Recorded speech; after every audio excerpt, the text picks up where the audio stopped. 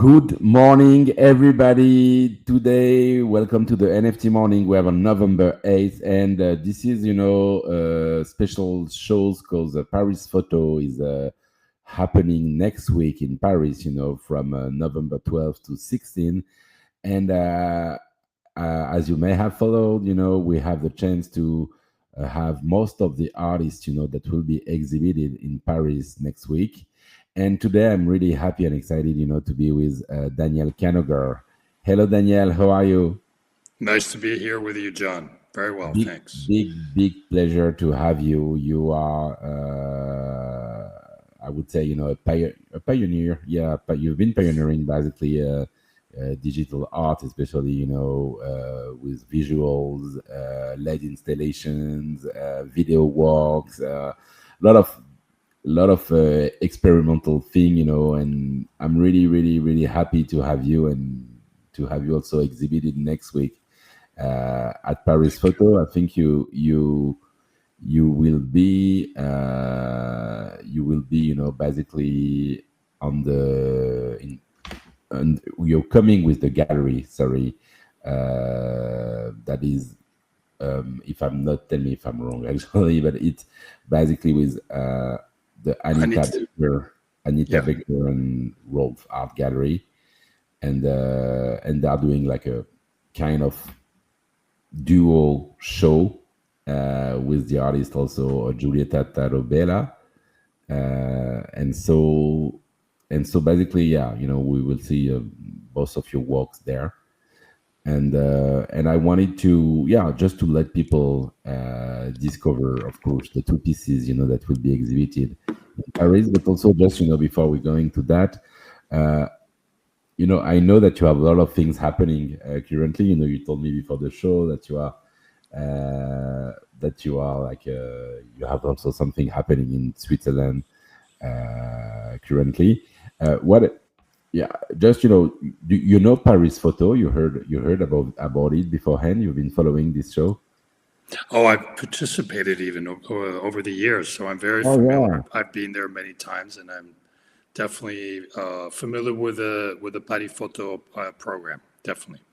cool. Yeah, because for people who don't know, maybe it's basically it's a very important, maybe one of the most important art show for photography. I would say in Europe, at least, maybe in the world, where a lot of, yeah, exhibitors are joining. And the last 3 years also, and this is also something that is interesting for us at NFT Morning, Nina Rohers has been curating a digital sector dedicated to digital art, basically. And uh, and so so yeah, we'll have the chance to have you there. But first, just wanted to ask you a very complex question. How would you describe your art, basically? Um, yeah, it is a difficult question to summarize, but if I had to do an elevator pitch of my work, I would say that I'm an artist that uses technology to reflect on the impact that technology is having on our society, in our culture, and even in our psyche. So for me, it's important to do that reflection, that thinking about the impact with the actual tools that are affecting us. So that would be like a really concise way of summarizing it. This manifests in the form of what I call data works, screen-based works with a generative custom-made algorithms. It manifests itself also with sculpture work, with public art commissions, and occasionally with NFTs.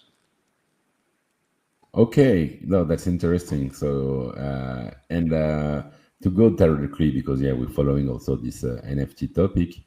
Uh, what you saw something interesting into this NFT medium? Yes, I mean it's sporadic. I'm working on an NFT project currently. The project is called Reentry, and it is very connected to a lot of the work that I'm doing presently, thinking about space and outer space and satellites and uh, astronomy, really. Also, the work is basically an NFT generator with space garbage, with data related to space garbage. I don't want to reveal too much about it right now because we're in the final stages of it and will be launched pretty soon. Mm-hmm. But it's kind of my new NFT project that I'm currently developing, and which should be finished, I think, next month. I have other NFT projects that I've done. The first NFT project was kind of ironic. Um, it was in 2001 and kind of still very much in the middle of the pandemic. The work was called Shred, and it was an NFT shredder. Every time an NFT would come online um, on OpenSea, I would grab it and I would shred it. And part of it had to do with my, um, should we say, my exhaustion with everybody coming to me as a experienced media artist asking me, "Are you going to do NFTs? Are you going to do NFTs? Are you doing NFTs?" I was like, "Yes, here, I'll show you my NFT." And I was shredded with respect a whole bunch of NFTs that were coming online. And then it actually became a very beautiful composition. So I ended up creating NFTs with my NFT shredder that actually did very well in those early days of the NFT boom. Okay, wow. Okay, that's can't wait to see the new project also. But let's go back to the past, basically, and Yeah. maybe just when basically, I know you. I think actually, I think that's also connected with Paris Photo, but your original background, I think, is photography, if I'm not wrong. Uh, It is. Photography was my first love, and it is still a medium that I love very much.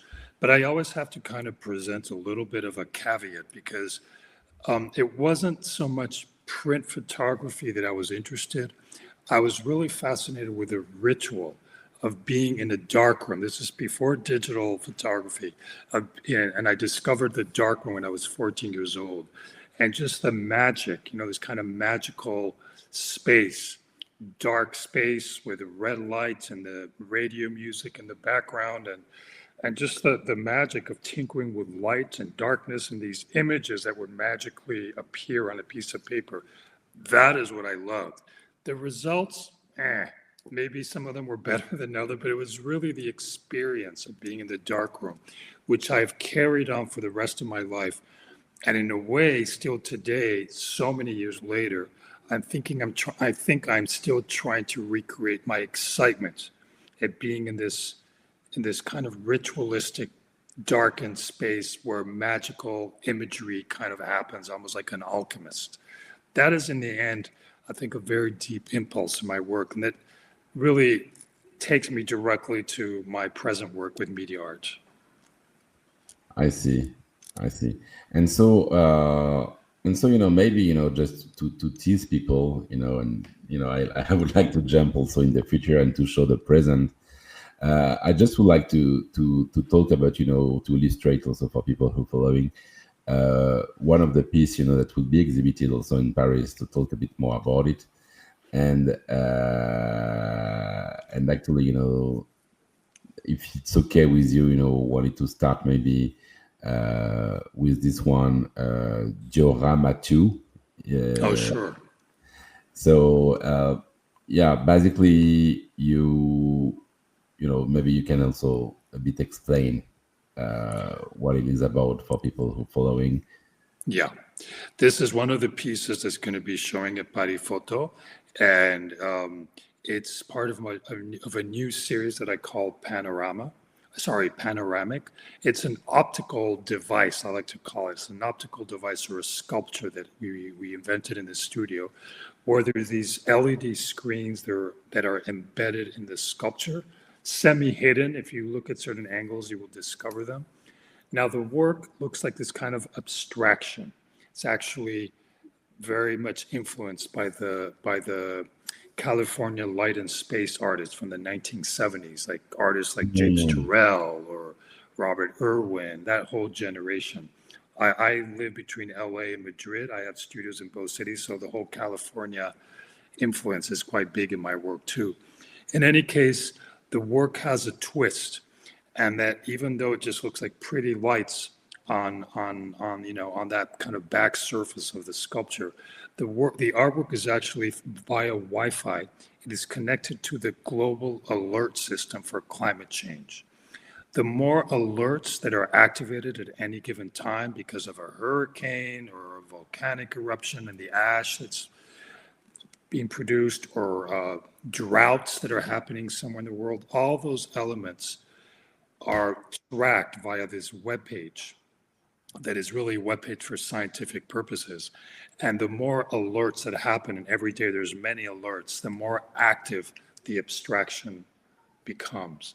The work is actually very much about landscape, but it's this new landscape created with the backbone, or should we show you the back side of climate change? The understory, I guess, is what I'm trying to say. The understory of climate change. It's very hard for me to seriously think about landscape in 2025 without immediately connecting that to our current climate crisis. So that is one of the pieces, and like a lot of my work, it's kind of, I invite viewers to kind of ask questions because it looks like one thing, but then when you discover the backstory, you discover that there's a lot more than just this kind of minimalist light experience. That light experience is actually responding via the internet to global activity, that maybe we can't see directly, but through the help of the internet, we now have access to. I see. And the piece, so just, because we saw some videos and how it looks like, how big is the piece, basically? The piece is 2 meters. It's 2 meters Wow. long, and yeah, I really like to think of it as this horizon line, and it's part of a series that I'm doing that's referencing different art movements.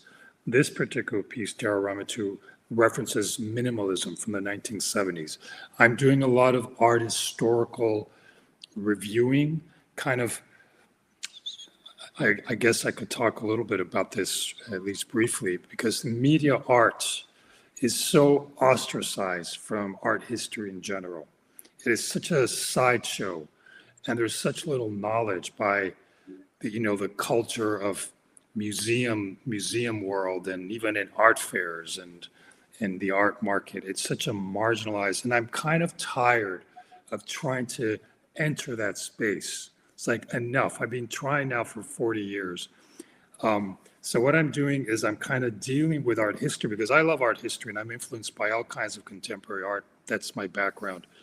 I'm kind of tweaking uh, tweaking art history and bringing it to my media art language. And this feels very therapeutic. It's a little bit of a revenge.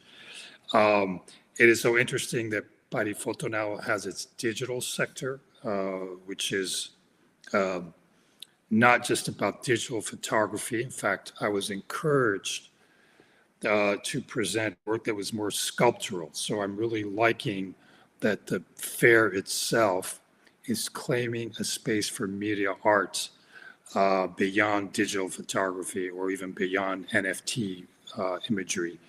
That it is, everything is so layered and mixed, photography and media arts and Of course. digital art and this and sculpture and installation art and all this But other it's also phenomena. kind of, yeah, actually, it's also kind of crossing your career, in the different, because you've been touching a lot of things in the same time. And I think also this work, uh, of course, it will not, I will not use a summarizing or basically what you've been doing, but, it's touching a lot of topic, that have been part of your topics, basically, bringing physical peace, you playing with basically lights, to create something that is going beyond light, plus, managing, working with data at the end of the day, and getting a message, I would say, that is asking questions about how technology is impacting us.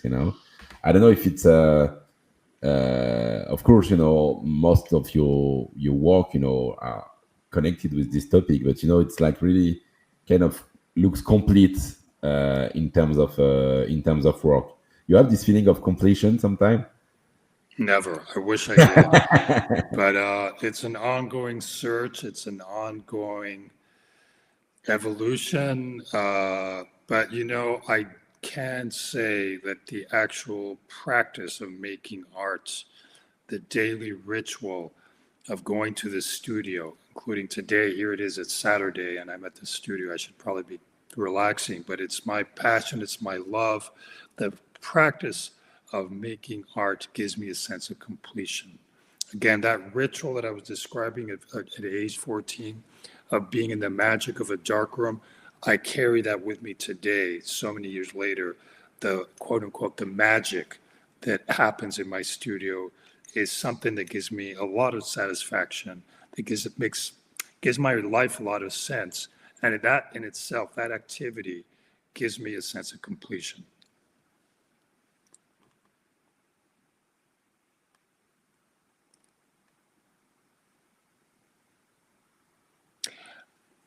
Sorry, I was on mute. Yeah, you were muted. Yeah. I don't know. I was saying, maybe just to not to complete, but to give also, yeah, to complete the show in Paris. Maybe I will just show people, the second work that will be in Paris Photo. I think it's Orbital. Yes. Yeah. So let me show it to you, and so you can have a good. Orbital is my newest data work, and it is tracking in real time the orbits of the over 45,000 satellites that are spinning around the planet right now. It is kind of shocking to discover the density of the orbits. It's a miracle they're not crashing with each other all the time, that this is all a very complex, synchronized system. Where there's low orbits, medium orbits, geosynchronous orbits that are the ones that are really far away. Those are the ones that allow you to see the Earth from far away. The work is really about painting, shall we say, with orbits, creating art with satellites. In the context of this kind of panoramic gaze that I'm thinking about, all these satellites are surveying the Earth for meteorological purposes, for astronomical or geographic purposes, military purposes, and also communication purposes when we think of Starlink. So the work, again, is generative, algorithmic. It gets updated constantly as satellites enter orbital decay and become space junk. They're eliminated from the work, but new satellites are added all the time. There'll be up to 100,000 satellites, I think, by the year 2030. So this is just increasing. The work is kind of looks like almost like an engraving or a lithograph or a silkscreen. It has all these textures that are very kind of very beautiful. But there is a kind of fascination and at the same time a horror over this massive network that is kind of trapping the Earth, that astronomers now are beginning to complain that all these satellites are beginning to block their view of deep space cosmologies and galaxies. So there is a sort of beauty, I think, to the work, but there's also maybe a little bit of a question mark over what are we doing? We're trapping our view by kind of this inward-looking panoramic gaze towards the Earth. We're also obstructing our view of the deep universe. Wow. I will continue with this video, but it's okay for people who are not seeing it. You need to watch this work. It's really impressive, and the effect that it's generating is very strong because you can really feel this net. You have this feeling it's kind of a new atmosphere on top of the atmosphere that has been created by humans, and you really feel the density you really feel, that, yeah, basically we recreated something that is no, that could stay for, I would say forever, but whatever. And that is, you mentioned this saturation and the fact that it's miraculous that, they are not shocking each other, because, yeah, it's extremely dense. It's really like this, really like a big spider net that is flying over our heads. And, you mentioned 40, actually, I didn't realize that before. Now that 45,000 already, potentially soon 100,000. It's sick. It's wow. We don't. I think it's even like, because, I think all of us also have this image of the space, that is pretty empty, but actually it's crazingly saturated. And then we're not even counting the space junk. And a lot of the space junk are satellites that enter orbital decay, that become obsolete basically, and they take them out of circulation. But the space junk itself is also itemized. Each space element has its own code, because that also, they need to be careful that the space junk doesn't interfere with doesn't, the satellites don't crash into the space junk. So this is all a very uh, complex system, maybe not so different to the system that controls flights around the globe. That's another kind of IATA kind of system that it's not so different, but it is kind of fascinating and kind of terrifying also, particularly if we think of it as most of these orbits now are in the hands of this one guy called Elon Musk that seems to be taking over the planet.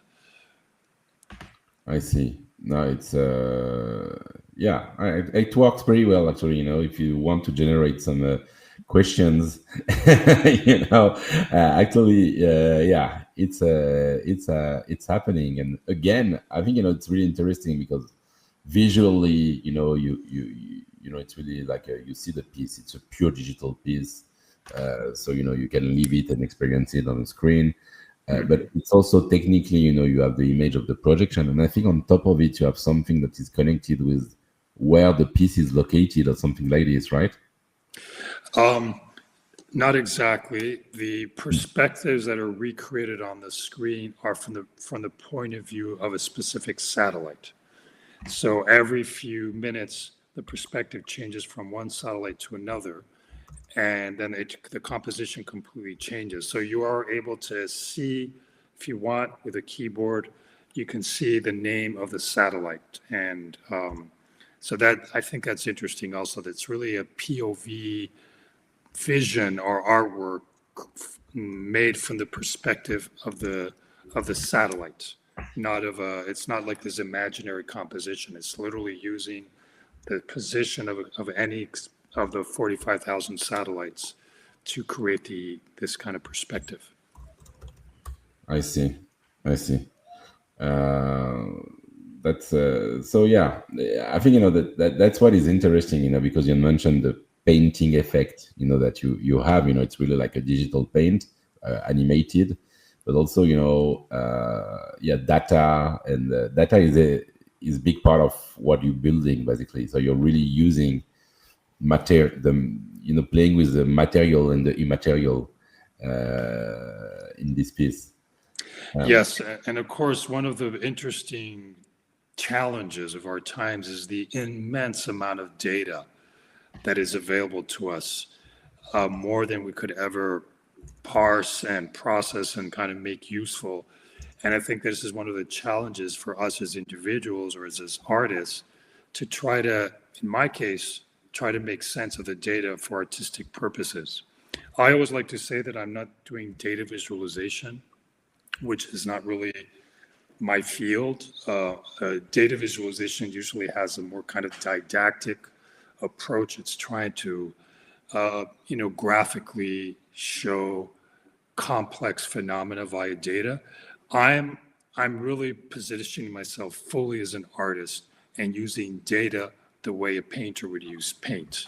And this, I'm hoping, will give you other experiences of data that is not about, doesn't have any didactic purposes or doesn't have any, it's not trying to educate you on anything. It's trying to give you an experience, like almost like an emotional, physical No, yeah, experience of the we data. have this feeling, and I agree. Yeah, maybe okay. It's not data technically. It's not this. Maybe data visualization if you follow one definition of it, but you're still playing with this materializing, phenomenon that exists in the world. And we saw that even in the previous work. That you have this kind of idea of taking data from the real and generating something from that, and for me, it's even more interesting that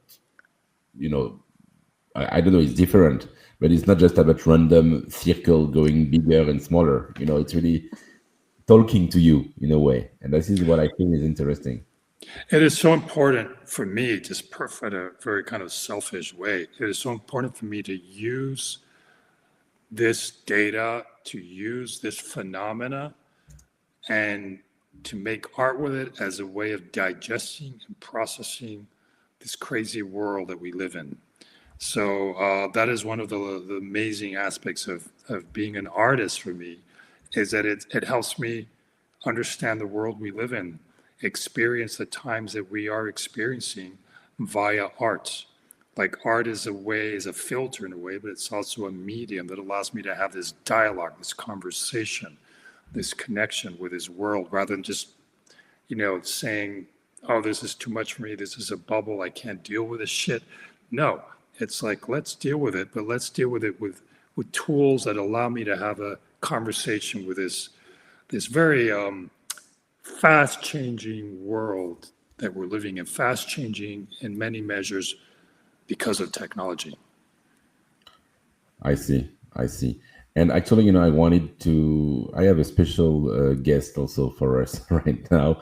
I wanted to introduce with you because I think, for people who are following, we're recording in kind of a live conditions. And so we have also live from Cologne, Köln, basically, Nina Moersel. Hi, Nina. How are you? You're on mute, Nina. In the thing. Hi, John and Daniel. Good to see you. Yeah, greetings from Cologne. I just stepped into the conversation a couple of minutes ago, and I'm already fascinated, actually, to see Daniel's work at Paris Photo in the digital sector. Can't wait. No, I can't wait to have you also. And we know you are busy, and I just wanted to have just a small, yeah, no, just few words from you also because you, you you met already. You met already, if I'm not wrong, Nina and Danielle. Yes, sure, absolutely. We met actually last year. We had lunch here at Art Cologne together, and Daniel and I had a very intense year already, and we had a solo exhibition with Daniel.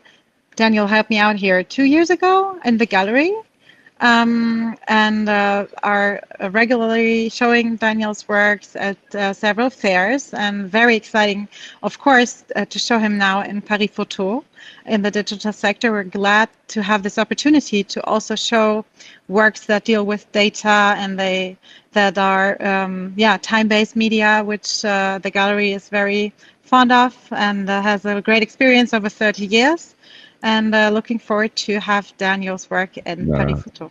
it's exciting, and maybe we haven't properly introduced you, but you are the main curator, art director of Anita Beckers Gallery, right? Yes, I am the gallery director of Gallery Anita director. Beckers Gallery in Frankfurt, Germany, and we've been working quite a while with Daniel Canogar. I'm sorry, I probably didn't hear your question right because it's really busy here in the background. No, it's okay. No, I'm sorry. No, but I think it's interesting because as a gallery, when you're going to a fair, we can see you basically flying from one fair to the other one. So from Cologne this week to Paris next week. You said that you already did a solo show with Daniel. I just wanted to have your views, on because you will have a booth there in Paris Photo, and basically what is the point of the curation that you will do in Paris? Well, we are showing next to Daniel Canogar and another artist, Johanna Reich, who is actually from Cologne, which is funny. And both of them work with very different, but are very aware, as Daniel just said, of the times that we are living in and reflect that in their works. And I am excited to have the dialogue of both of them in the digital sector. And yeah. Okay, that's interesting. So yeah, you it's a kind of two artists that will be there, that will be on your booth basically, and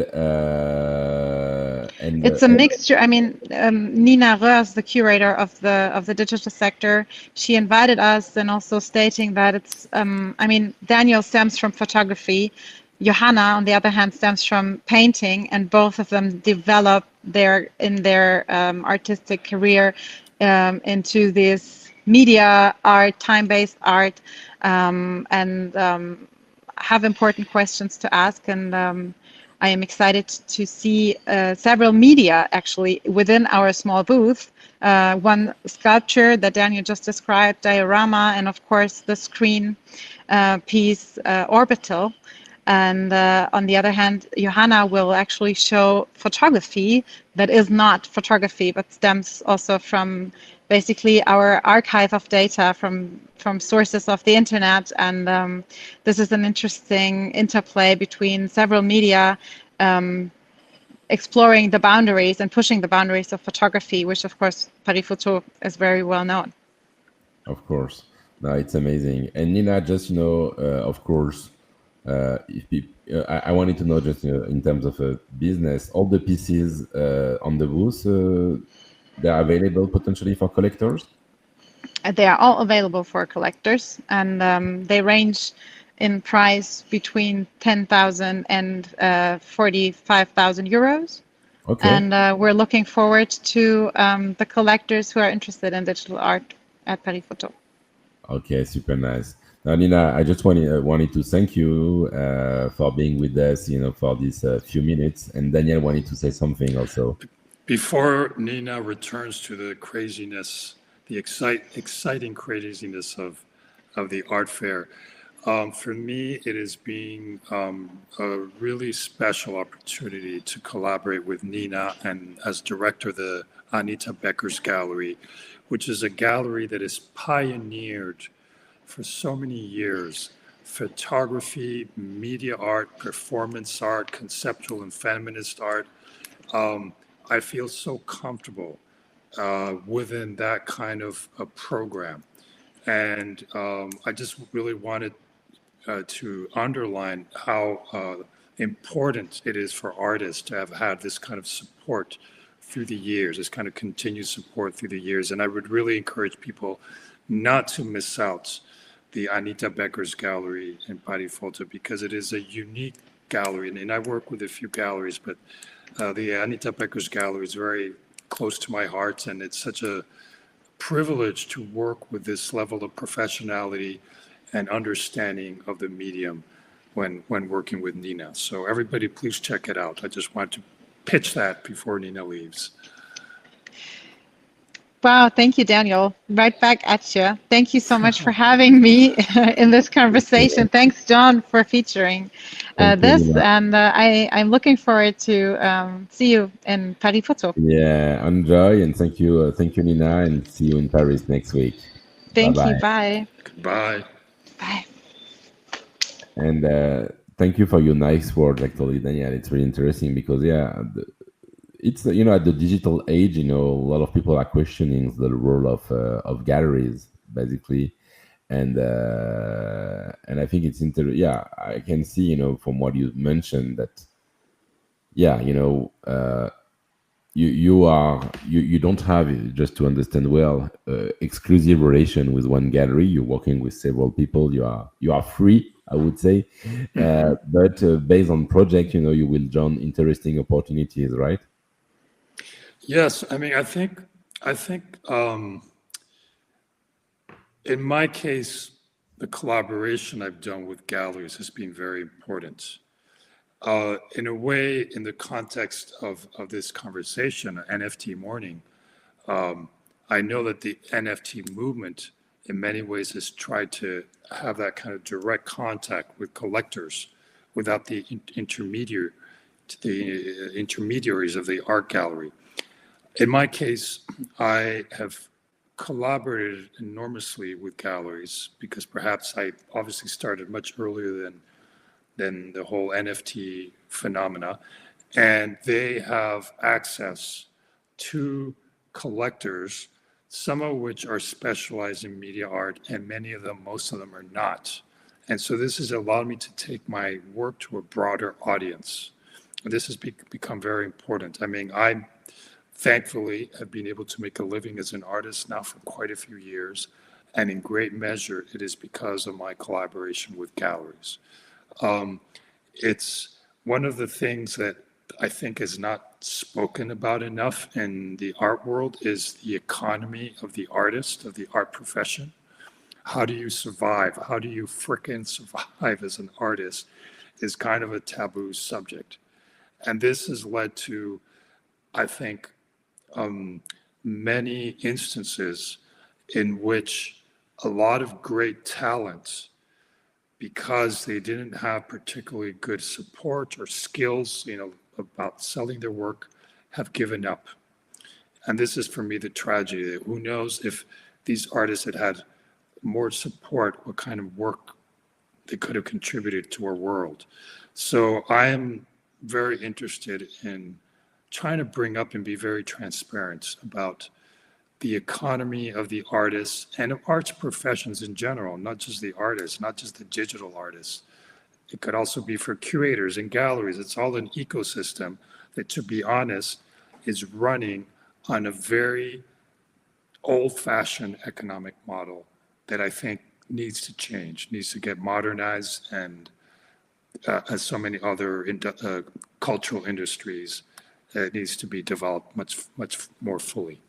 Of course, but on the other hand, because also from the NFT people point of view, it's kind of the same, this dream of being self-sufficient as an artist without any gallery and without any with cutting all the middlemen has been, yeah, this dream has passed basically, because now we have, like in many other digital art world, 99.9% of artists who cannot live from that, and very few who can make money. And these very few artists, at the end of the day, are the ones also who will collaborate with some key galleries, and that will, yeah, basically, be, basically be doing like doing show with, yeah, with like some other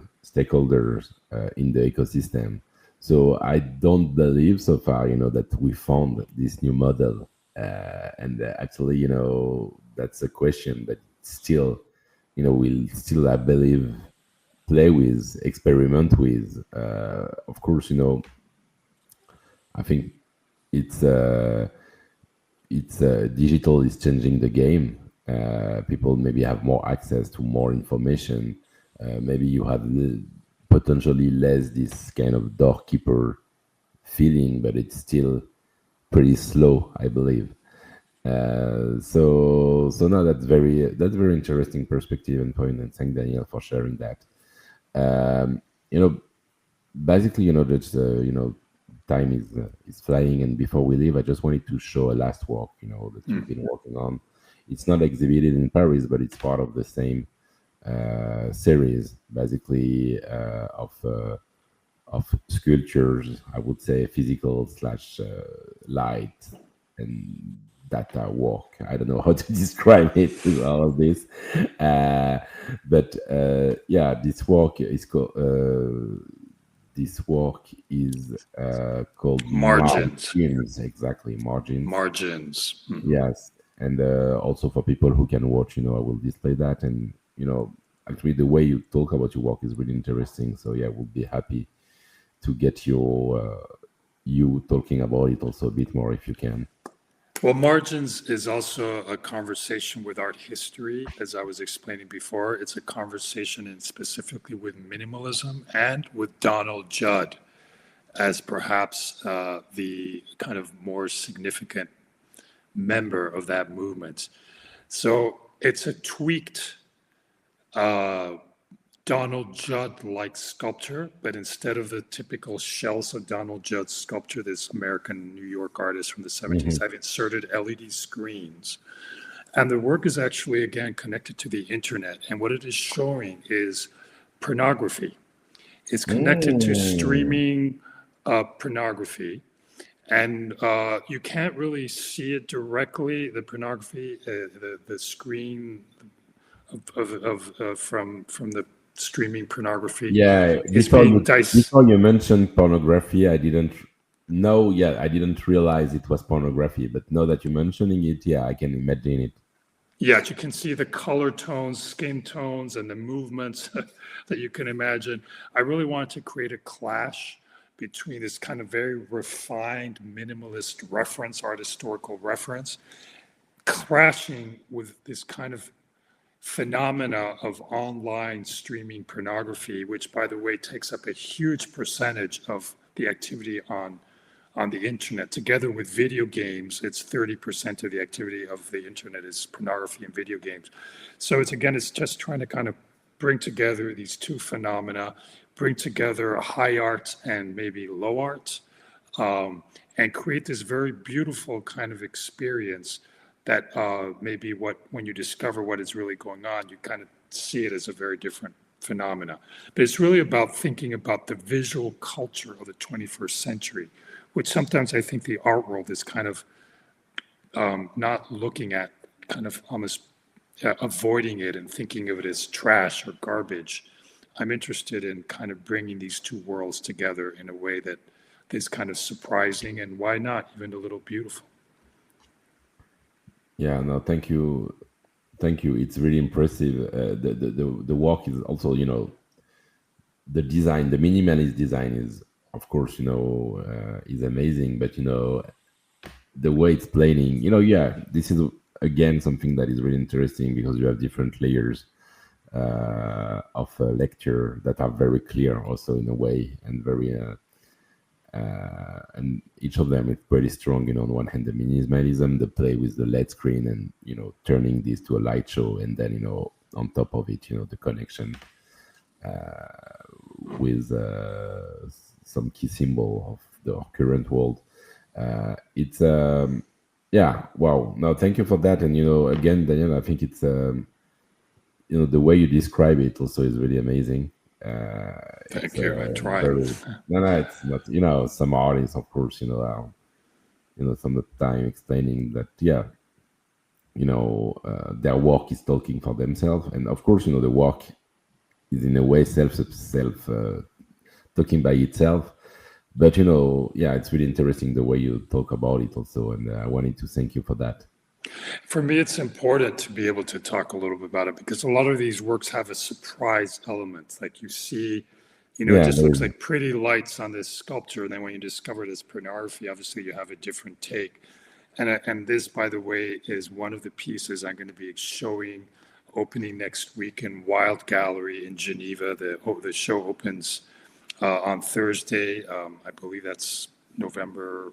I forget the date exactly. November 13, maybe. November 13th, correct. And it will be up for till early January in Geneva. So if you're in that neck of the woods, I would love you to come by and check it out.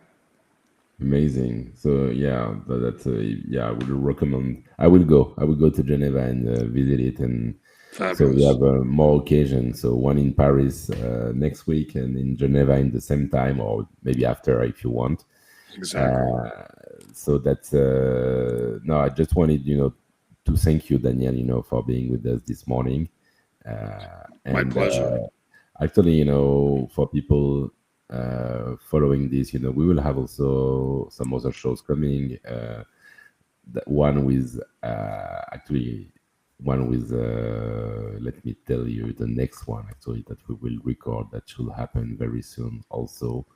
Actually, it's gonna be with Nina Roer that we just do a summary of all the work, and the curation she did for Paris Photo. That will happen Tuesday next week. So I recommend you to follow also this episode. And for everybody, also see you in Paris. So it's actually starting the VIP on Wednesday, if I'm not wrong. So the 12th. And then 13 until 16, you need to visit if you never did it, of course, visit the Grand Palais, because the exhibition is back to the Grand Palais in Paris, and it's amazing. And visit Anita Beckers booth and Daniel Canogar exhibition. Thank you, Daniel. Have a great shows, actually, and good morning. Good morning to you, John. It's been a real pleasure talking to you. Enjoy Paris Photo, and I hope our paths cross very soon. Take much care. Thank Definitely. you for this great program. Thank you very much. Bye bye. Bye bye. Happy